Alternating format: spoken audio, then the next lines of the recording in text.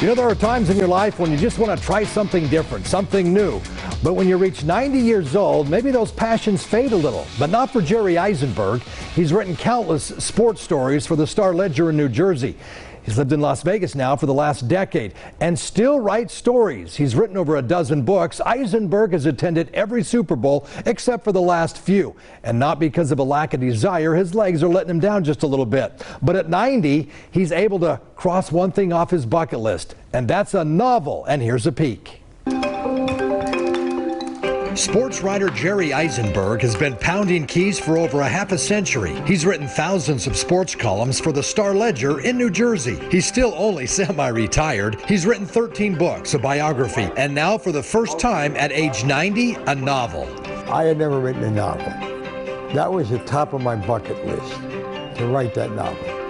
And I started it when I turned 88. And it was something I remember a high school teacher I had once said to me, you know, you could be a writer. What would you like to write about? And I said, well, you know, my father was a professional ball player. I think I'd like to be a sports writer. And he looked at me like he was scraping dog crap off the bottom of his shoe, right? And said, well, if you ever get serious about writing, make sure you write what you know. Well, when it came to the novel, I said to myself, what do I know? What do I read? All these other books and all these columns, I knew of that because I lived it, but to write a novel, what do I know? Well, the first thing I knew was the city of Newark, which I grew up in, I loved. I lived there in Newark, or just outside of Newark, until I came out here 12 years ago. That was number one. Number two was the Riot, which I was very familiar with the causes. Shots being fired, it's supposed to be one man there. It was the Newark riots in 1967 that sets the stage for Jerry's novel, the perfect backdrop for what would eventually lead to the unlikely and lasting romance. In Newark, New Jersey, an unfounded rumor that a man had died in police custody triggered 5 nights of gunfire, arson, and looting that left 26 people dead and neighborhoods in ruins. After the riot, most of the Jews and the Irish and the Germans and the Poles, they moved out of the city. It was because we expected another riot. And I was stunned that we didn't have one. So that was another thing I knew. And I said, now how am I gonna, oh, and I knew the mafia, because I'd been in the headquarters in Newark. I knew all those guys. And I got to make a phony election and I'll bring these guys in to fix it, because they're capable of it, right? And then it all came down to what's going to hold it all together. Black-white love affair during the days of starting 5 months after the riot. And both are college kids. Some of the stories in the book are loosely related to Izenberg's own life, like his own interracial marriage to his wife of 42 years. It was nothing like the two fictional characters in this book had to do, because hatred was everywhere. And the name of the book, you know, is After the Fire, Love and Hate in the Ashes of 1967. The two main characters in the book meet as teenagers, a black woman and a white man. They meet in the most unusual of all circumstances. I don't want to give away too much of the book, but I'll tell you, they go to high school together, these kids. They don't speak.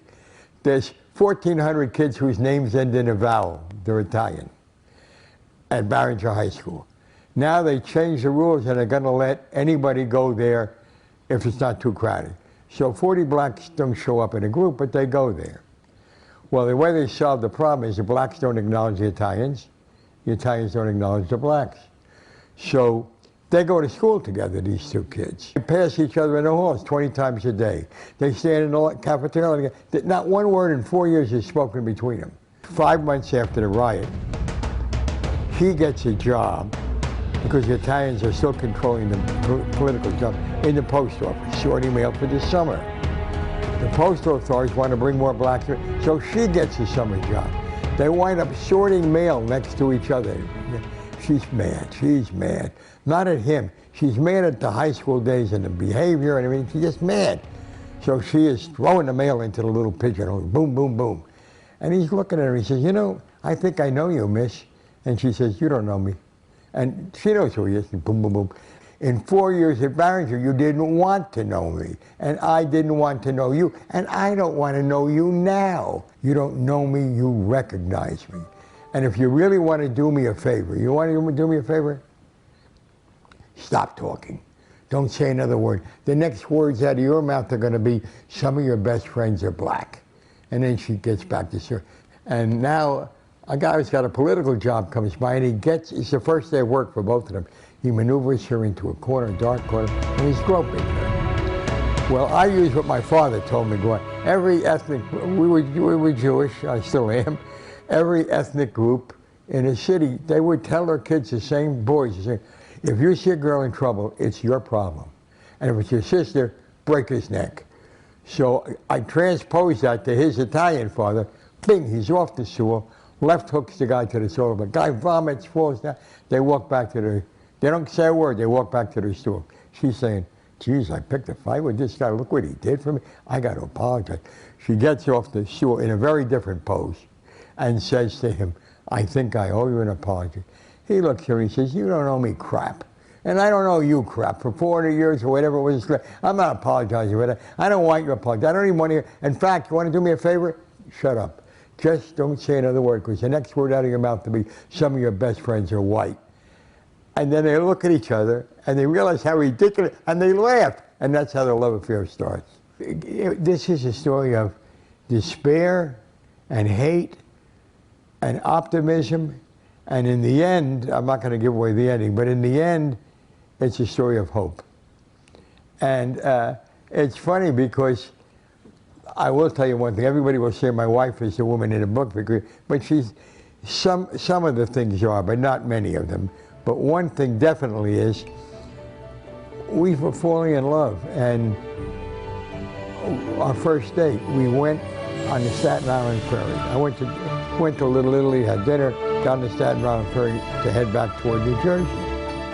There's a full moon on the water. I'm looking at her, she's looking at me, and suddenly we're saying to ourselves, you know, this could be love. That's how the two heroes, the hero and the heroine, that's how they find they're in love in the book too. But I would like to tell you one anecdote about it. Remember, this book is totally New Jersey. New Jerseyans speak another language. They had some trouble editing my book when the guy says, I didn't, D-I-N-T, do that. And I want to ask you a question one time.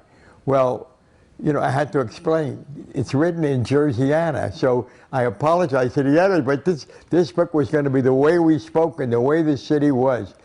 All of the restaurants in the city are in the book. All the fast food places are in the book. My agent did not want to represent this book. He said, you're writing about people in a different era. Nobody under 60 will buy the book. And you don't realize that those times are past, you know. And I said, listen, don't tell me about times being past. Nobody writes a biography of Lincoln today. Nobody writes about Napoleon. Nobody writes about FDR. No, I think it's relevant. He said, well, look, I think it's well done, but I don't think I'm going to represent it. It's too much effort for too little return. Okay. After he gets a copy of the book, he calls me up and he says, I think I made a mistake with you. Well, it wasn't a mistake for me because I structured my own deal and I didn't have any 15% to pay any agent to do it, okay? But he said, you know, I was right when I told you the times were gone. But the times and America came back to you with Black Lives Matter. This book is the most relevant book I've seen. Yeah. I said, okay, represent it for a movie. He said, I'll do that. All right, thank you very much, Jerry. Appreciate that. You can find Jerry's new novel at any of your favorite outlets, sir. Hey.